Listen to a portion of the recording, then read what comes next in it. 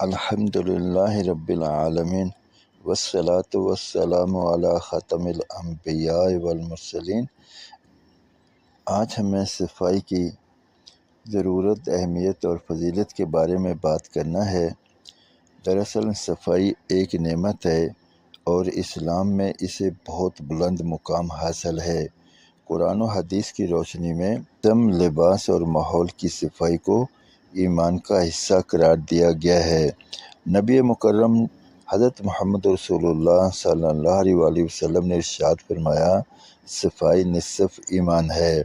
یہ بات ظاہر کرتی ہے کہ صاف ستھرا رہنا دین کا بنیادی جز ہے، نہ کہ صرف دنیاوی ضرورت۔ بدن کی صفائی انسان کی صحت، شخصیت اور عبادات کی درستگی کے لیے نہایت ضروری ہے۔ اسلام میں وضو کو عبادت سے پہلے ضروری قرار دیا تاکہ بندہ پاکی کے ساتھ اللہ رب العزت کے حضور حاضر ہو۔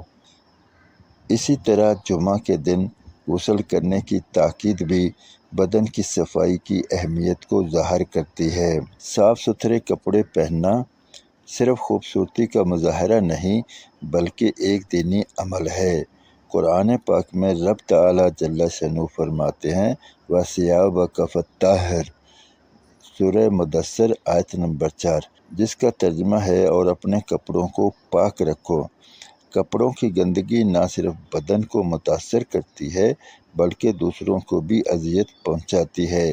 بدبودار یا میلے کپڑوں میں نماز پڑھنا ناپسندیدہ ہے اور اس سے انسان کی شخصیت پر بھی منفی اثر پڑتا ہے۔ صفائی کے طبی فوائد بھی بہت زیادہ ہیں۔ گندگی بیماریوں کی جڑ ہے، جیسے کہ فلو، اسہال، جلدی بیماریاں اور دیگر انفیکشنز۔ جب ہم خود کو اور اپنے کپڑوں اور ارد گرد کے ماحول کو صاف رکھتے ہیں تو بیماریوں سے بچاؤ ممکن ہوتا ہے۔ صفائی کے معاشرتی اثرات بھی ہیں۔ صاف ستھرا انسان دوسروں کے درمیان عزت اور وقار حاصل کرتا ہے۔ ایک صاف لباس اور خوشبودار شخصیت انسان کو پر اعتماد بناتی ہے۔ بچوں میں اگر شروع سے صفائی کی عادت ڈالیں تو وہ نظم و ضبط اور ذمہ داری سیکھ جاتے ہیں۔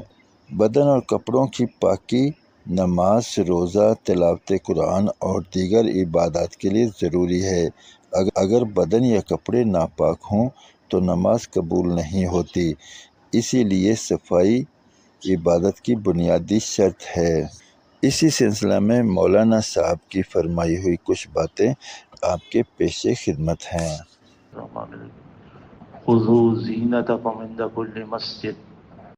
اللہ رب العزت فرماتے ہیں کہ ہر نماز کے وقت زینت اختیار کرو۔ اسلام صفائی ستھرائی کی تعلیم دیتا ہے اور صفائی ستھرائی کو پسند کرتا ہے۔ اللہ صاف ستھرے بندے کو پسند کرتا ہے۔ ان اللہ یحب التوابین و یحب المتطہرین۔ اللہ توبہ کرنے والوں کو اور صاف ستھرے رہنے والوں کو پسند کرتا ہے۔ ابھی جو موسم چل رہا ہے پسینے کا موسم ہے اور پسینے سے بدبو بھی آتی ہے، اس لیے اس کا خیال رکھا جائے کہ صفائی ستھرائی ہو ہر نماز کے وقت، خاص طور جیسے قرآن کا حکم کہ ہر نماز کے وقت زینت اختیار کرو، یعنی صفائی۔ اسی لیے وضو مشروع ہوا ہر نماز کے لیے، اور جمعہ اور عیدین کے لیے غسل مشروع، کیونکہ اس میں مجمع زیادہ ہوتا ہے اور ہر نماز کے موقع پر بھی مجمع ہوتا ہے جماعت کی نماز میں، تو اس کا خیال رکھا جائے۔ جب پسینے کی بدبو آتی ہے تو ساتھ والوں کو تکلیف ہوتی اور فرشتوں کو بھی تکلیف ہوتی، بدبو سے فرشتوں کو بھی نفرت، اس لیے اس کا خیال رکھا جائے کہ ہماری وجہ سے کسی کو تکلیف نہ ہو۔ اللہ رب العزت مجھے، آپ کو اور ہم سب کو عمل کی توفیق عطا فرمائے۔